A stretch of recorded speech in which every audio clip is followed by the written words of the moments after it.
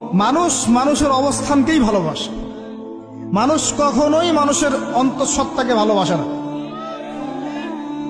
অবস্থান আপনার ভালো, আপনার পিছনে মানুষের অভাব থাকবে না। আজকে আপনার ক্ষমতা আছে, পাওয়ার আছে, খ্যাতি আছে, ইত্যাদি আছে, মানুষ দেখবেন পিছনে ঘুরঘুর করছে এবং এরা কিন্তু সবাই সবার স্বার্থেই ঘুরঘুর করছে। এর বাইরে আল্লাহ পাক কিছু মানুষের মনে আল্লাহর পক্ষ থেকে মহব্বত দেন, এটা আলাদা বিষয়। এটা শুধু ধার্মিকদের ক্ষেত্রেই সম্ভব। ওই দুই ব্যক্তি যারা আরশের ছায়া পাবে, যারা একে অপরকে আল্লাহর ওয়াস্তে মহব্বত করেছে, তাই না? অতএব আল্লাহর পক্ষ থেকে একটা মহব্বত থাকে, এটার কোনো স্বার্থ থাকে না, নিঃস্বার্থ ভালোবাসা। মানুষ মানুষের অবস্থানকেই ভালোবাসে। মানুষ কখনোই মানুষের অন্তঃসত্ত্বাকে ভালোবাসে না।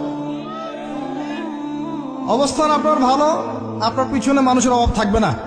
আজকে আপনার ক্ষমতা আছে, পাওয়ার আছে, খ্যাতি আছে, ইত্যাদি আছে, মানুষ দেখবেন পিছনে ঘুরঘুর করছে।